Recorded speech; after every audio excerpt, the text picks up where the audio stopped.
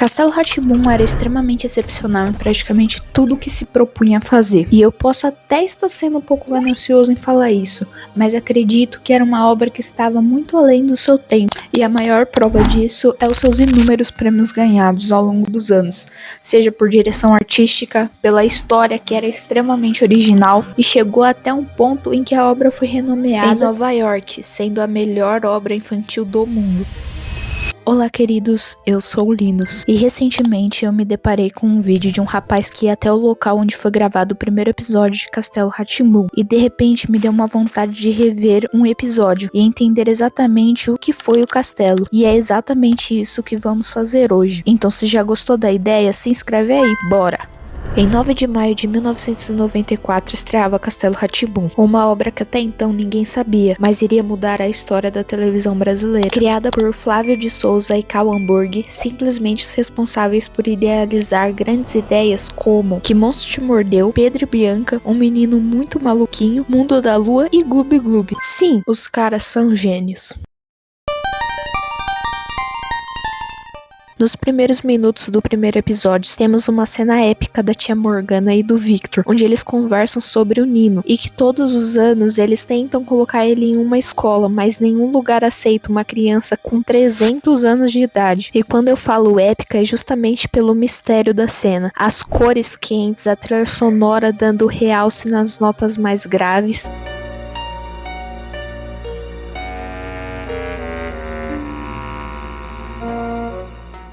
O fato de não conseguirmos ver as faces deles e todo aquele cenário magnífico que era o quarto da Morgana. Quando a cena chega ao Nino, ele está olhando pelo telescópio as crianças saindo da escola. E pelo que dá a entender, o Nino já observa elas antes, porque elas sonham com o castelo na noite anterior. Sabe o que eu sonhei hoje? A gente estava saindo da escola e a gente foi parar no castelo mal assombrado. Castelo mal assombrado? Que engraçado! Eu sonhei com uma bruxa. Eu sonhei com um bicho grande, peludo, roxo, que ele dava risada assim, ó. O Nino acaba fazendo um feitiço na bola do Zequinha que leva eles até o castelo. E essa é uma cena que demora uns 3 minutos sem fala alguma, apenas uma cena de aventura.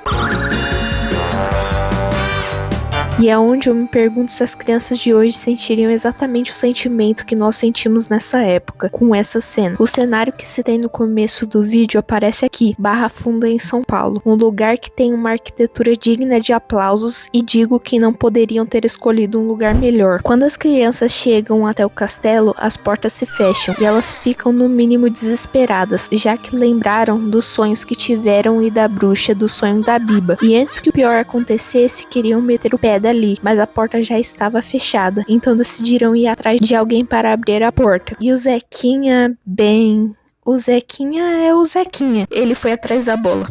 Inclusive, desde já quero deixar a minha indignação com esse personagem. Desde sempre foi o que eu menos gostei. Ele só servia de ponte para trazer o porquê sim não é resposta, que inclusive só vai aparecer no episódios adiante, mas que era um ícone e merece ser mencionado.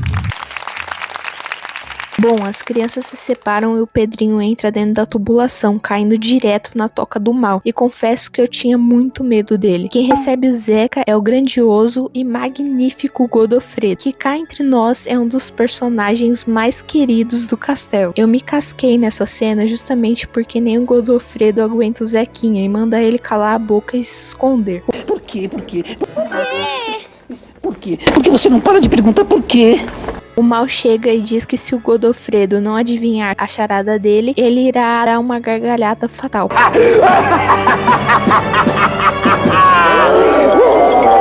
A seguinte pergunta: o que é que tem 5 dedos e não é carne e osso? Se você souber, deixa aí nos comentários. Nesse caso, o Zequinha aparece e responde a pergunta com a resposta certa, e pergunta se eles viram a bola dele, e a conclusão é que ninguém sabe onde está. O Godofredo leva o Zeca até a saída. Enquanto rolava tudo isso, a Biba e o Pedrinho encontraram um rato, mas não qualquer rato, o nosso querido rato. Sujeira, adeus cheirinho de suor.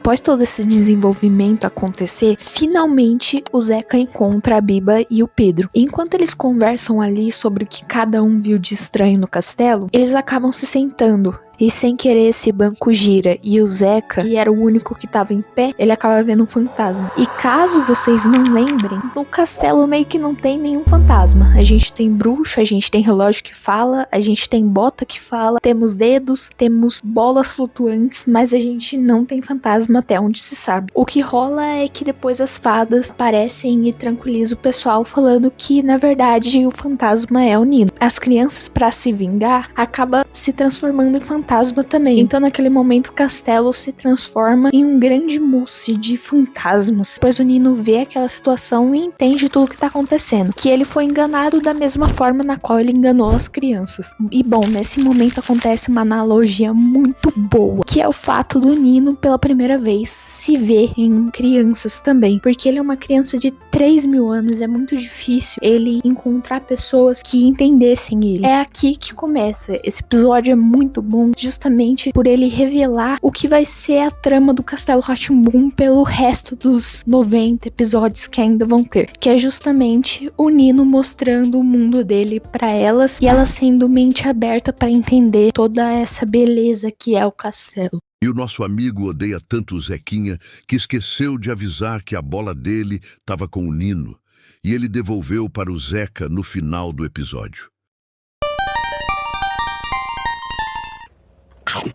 Existe uma coisa que os criadores de Castelo Rá-Tim-Bum sabiam fazer muito bem, que muitos ganhadores de Oscar não sabem fazer. Eu posso falar isso com propriedade, tá bom? Que é simplesmente o fato deles conseguirem colocar vários personagens em uma única trama. E eram personagens extremamente relevantes, a gente não pode discutir em relação a isso. Mas de modo geral, eu vou deixar uma menção honrosa ao Perônio, porque enquanto eu pesquisava para fazer esse vídeo, eu descobri que o Perônio é simplesmente o pai do Jaime em Carrossel. Cara, se alguém que tá vendo isso acha isso extremamente óbvio, me desculpa.